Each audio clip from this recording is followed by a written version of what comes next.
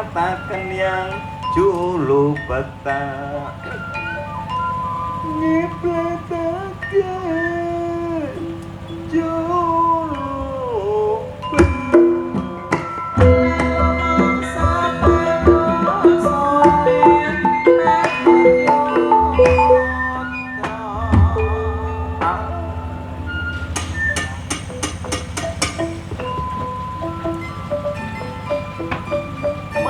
Diwangsa ingkang sumedya ngupaya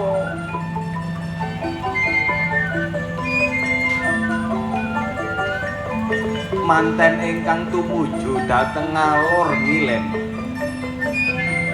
delising cerita rikating wong akandha gancange kang angmur kawiyanja tan kancik wonten pesisiring Bengawan Silungga papaken kelawan Kaki Prabu Gatotkaca Bayu.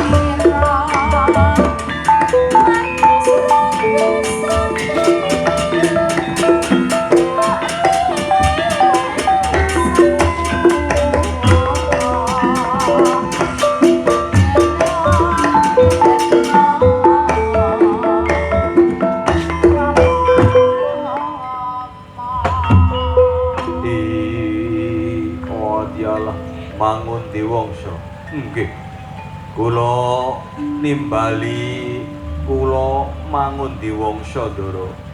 Kula ngaturaken sungkem bekti kula mugi kunjuk dumawah wonten ngarsa dalem Gusti kula Gatotkaca. Iya, Bagong. Lah sliramu iki mau tak doleki Jamlo. Sliramu iku tak doleki. Mboten ngonten dikon niki kersa ngupaya kula niku wonten menapa Ndara? Wonten menapa? Apa sliramu iki ora ngerti, ora krungu kabar apa? Kula kok mboten mireng pawartos menapa-menapa Ndara. Kula kok mboten mireng pawartos menapa-menapa Ndara. Jimat kelima sada, jimat cakra. Kyai Sarutama iku lak ilang saka gedung pusaka Ndara. Lah secandra kang kepungkur iku jimat pusaka cakra Kyai Sarutama Jamus kalima sada iku ilang saka gedung pusaka. Lah menawa netepno aturing wa Nalendra Bathara Kresna ora ana sing nyidra jimat iku mau kejaba sliramu. Mula blalekno ya Mlo. Sliramu balekno jimat-jimat iku mau.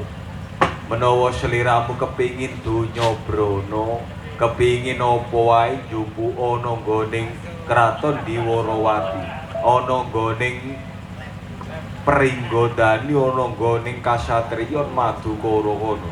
Aja nganti nyidra Jamus kalima sada Kyai Sarutama iku tindhihe negara lho Bro, iku duduk dulinan lho Bro.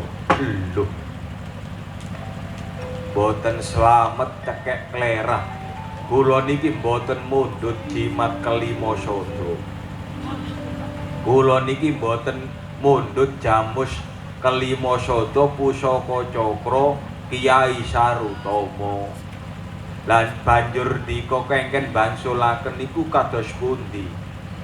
Lantaran kula niki mboten nyidra kalimasada pusaka-pusaka kala wau. Lah sampun menger kiblat kula. Kula nyolong kalimasada Kyai Sarutama. Ingkang kula sandang kula tedan rinten kelawan wengi niku hasil bumi kraton Ngamarta. Napa pun menger kiblat kula. Nyidra kalimasada. Nyidra jamus kalimasada Kyai Sarutama. Boten slamet kula boten mundhut jimat-jimat kala wau. Aja kaya ngono lho, Blok. Aja kaya ngono. Aja gawe nesuku. Aja gawe muring-muring Blok. Balekno jimat cakra kalimasada Kyai Sarutama iku balekno. Sliramu nggo gawe muring-muring ku selawana salah kedaden kon gak gelem balekno pusaka iku mau tambah tak ajar ana kene lho Blok. Lah nggen kula balekno niku kados pundi? Lah wong kula niki nggih mboten nyolong. Angsale balekno niku lho kados pundi? Sliramu aja ngono lho Blok. Kon kok tambah tak ajar ana kene lho Blok.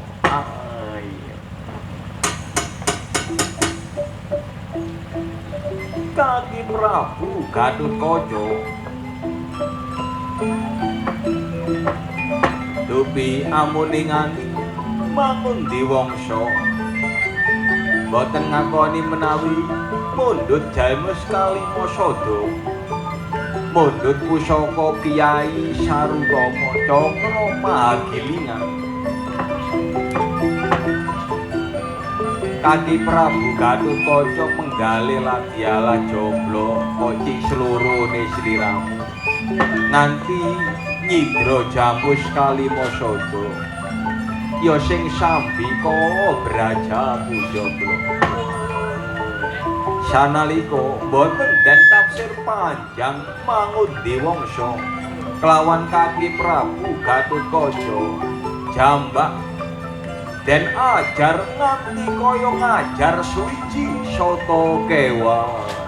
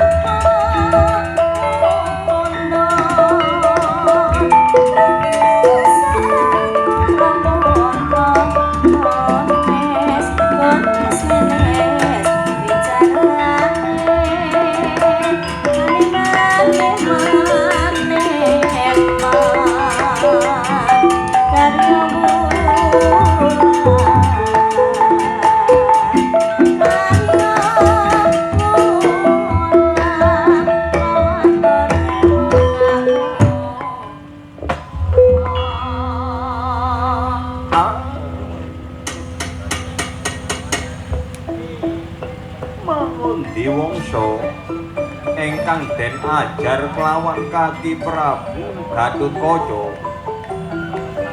Mangundi wangsa ingkang den ajar kelawan Kaki Prabu Gatotkaca dat enget dat boten dat enget meh setengah mati. Mangundi wangsa ingkang dat enget dat boten wonten cahya ingkang putih semu biru ingkang sumunar wonten ing akasa. Cahya ingkang sumunar manjing wonten guwa garbaning Mangundi wangsa. Cahya ingkang sumunar Bambang Wisanggeni manjing wonten guwa garbaning Mangundi wangsa. Mangundi wangsa ingkang den anjingi Bambang Wisanggeni kaupun jangkirat ngelilir wulya Jatiwuni. Gatotkaca ingkang wonten nginggiling Dirgantara kenging prabawaning Bambang Wisanggeni ingkang manjing wonten guwa garbaning Mangundi wangsa. Gatotkaca rentah wonten dadaratan ambayung nglongkrok Gatotkaca.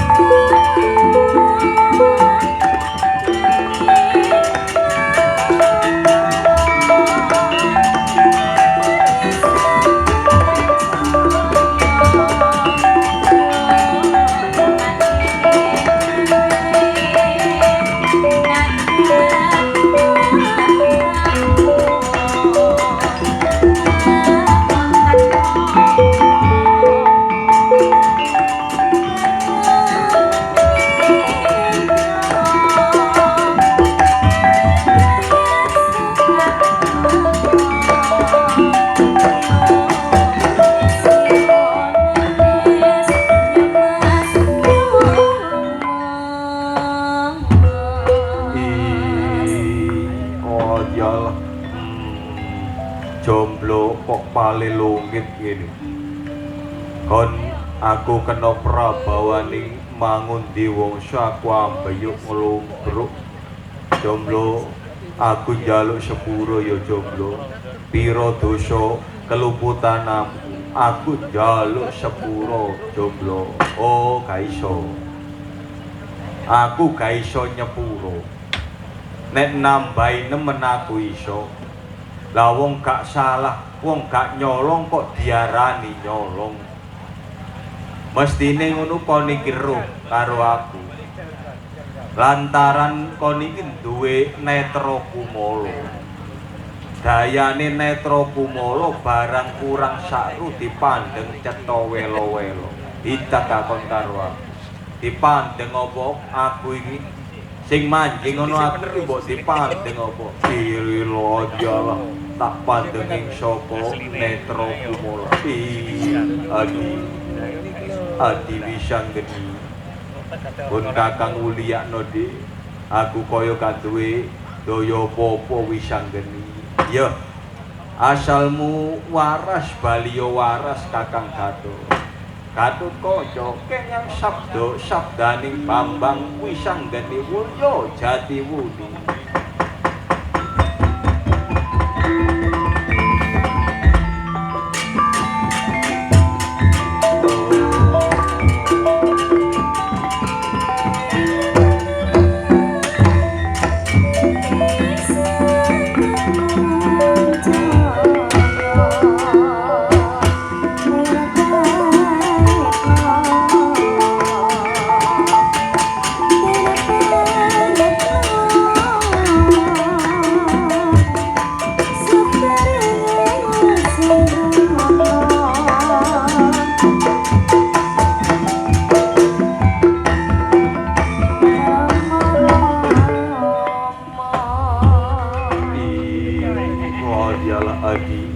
Adi Bambang Wisanggeni ya Kakang Gatut Kaca Kakang Gatut Kaca para baliya menyanggoning kraton Pringgondani perkara cakra Jamus kelima sada Kyai Sarutama mangko aku sing tanggung jawab saiki para baliya ana nggon menyang kraton Pringgondani Kakang Gatut iya Adi aku percaya apa sing dadi karepmu aku tak balik menyang kraton Pringgondani Wisanggeni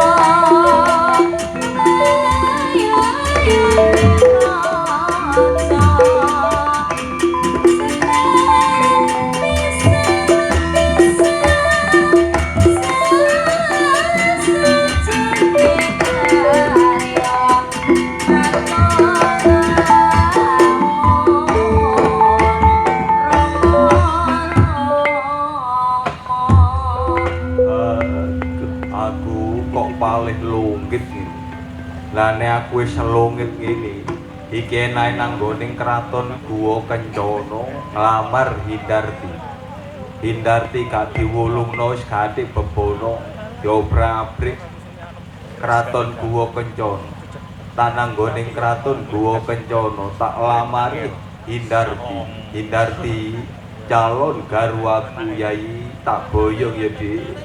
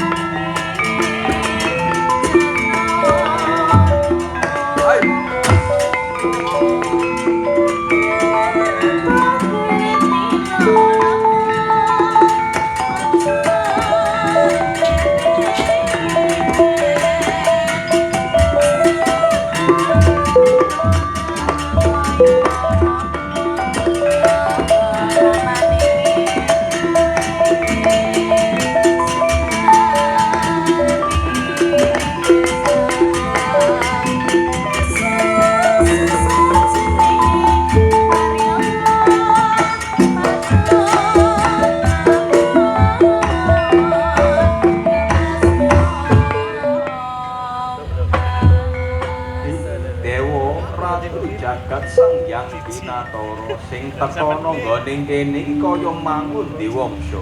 Iya. Aku sing teka ana kene lho. Kok jabel basa karo Prabu Yogaswara. Wis paraiso ngene iki wis ga ana Yogaswara oleh tangkak tak jaluk putrimu Hindarti. Nggone ga oleh tak jaluk putrimu Hindarti. Sida tak balekno nang ajal kamulyanmu. Lah dialah Mangun Diwangsa ngabari Prabu Yogaswara sekepenakmu ya ana kene pecating nyawamu.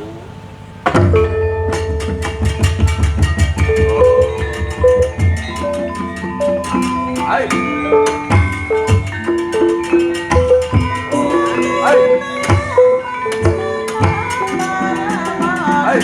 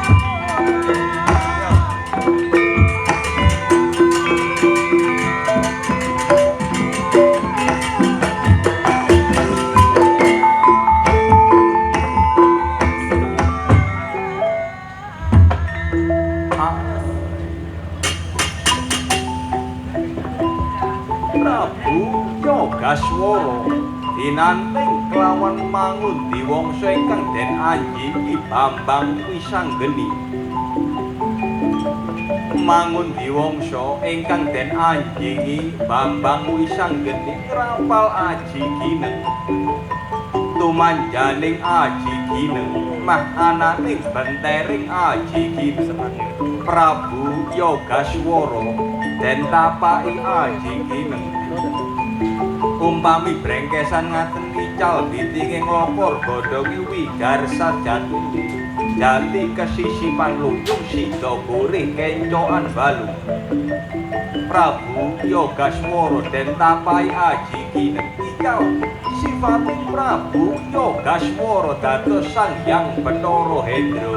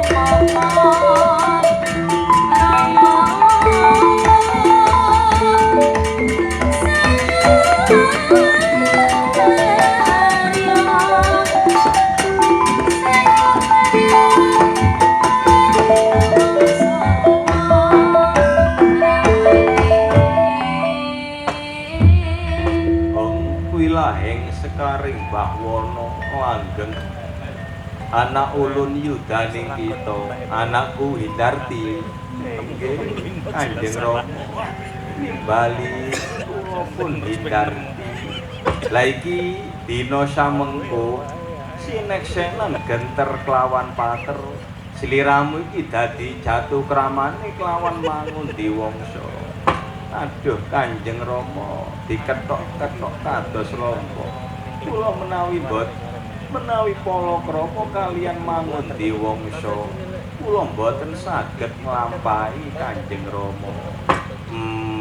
Gak eruh ari iki. Sapa sing ana guwa garbaning Mangundi Wangsa ari iki gak eruh ta ira.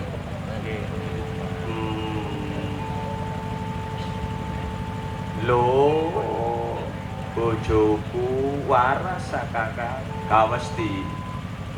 Kamesti kadang ya waras, kadang ya gak waras.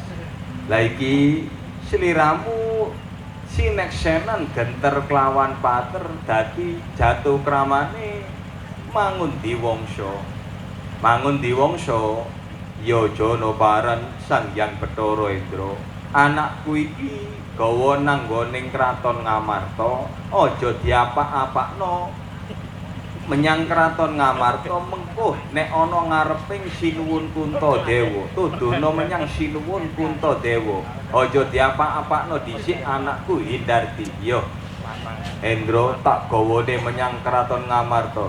Ayo Hindarti, tak lebono jimat pau-pau kene Hindarti.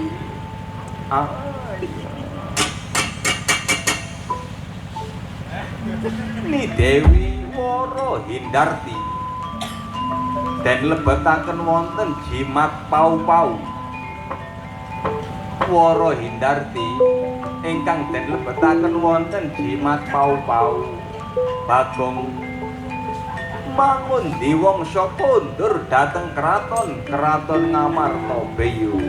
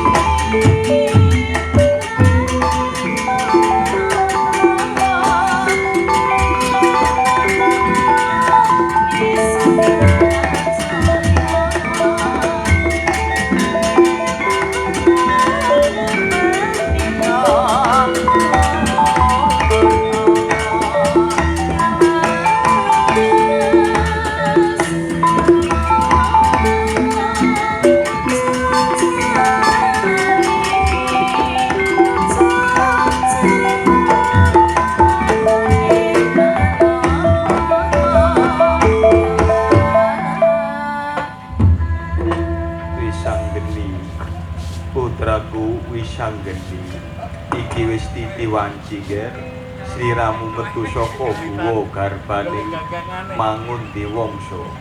Iki wis titiwanci sliramu metu saka guwa garbaning Mangundi Wangsa.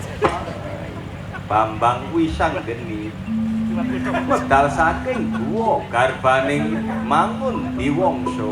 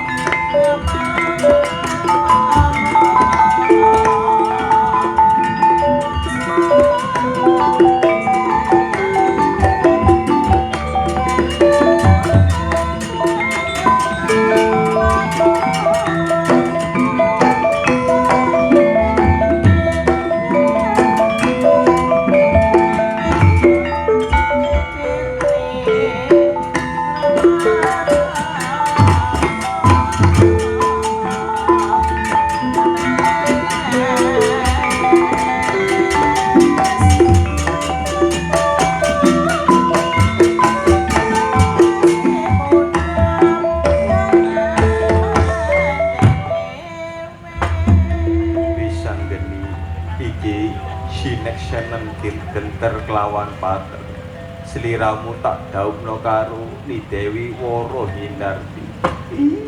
Wah dialah lah iki pusanane sing nyol sing nyidra pusaka Jamus Kelima Sada nyidra Cakra Mahagilingan Kiai Sarutama kaya anakku kaya keponakku Wisanggeni Adi Sena Adi Rejuna pusanane sing nyidra tendeh kraton Ngamarta karo kraton Dewarawati kok kaya Wisanggeni. Ayo kene Andrawina Yai.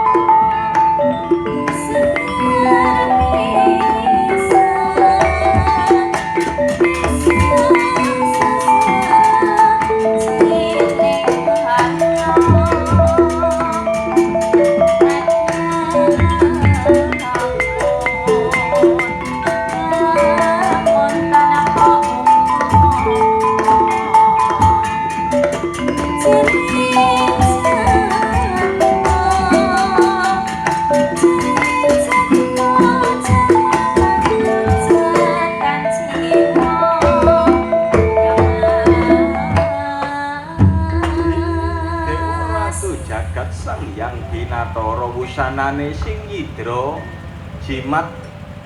jimat kraton Ngamarta karo Dewarawati kok Bambang Wisanggeni keponakku. Oh iya wa.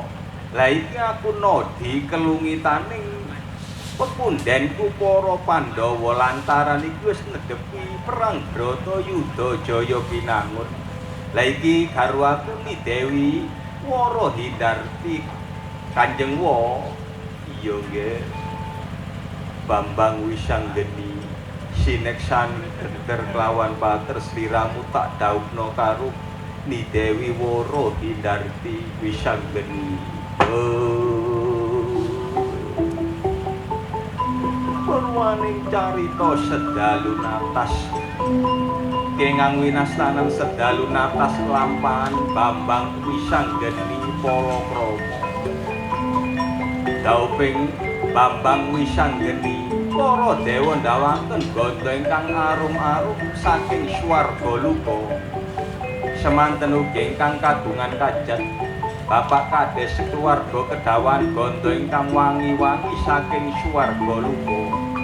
Bapak Kades sekeluarga boten wonten alangan setunggal menapa-menapa. Dauping Bambang Wisanggeni Ngamarta rinentang wahyu toya pertanda Ndrawina bujana ana panutup tancep kayun wonten lebeting kraton Ngamarta.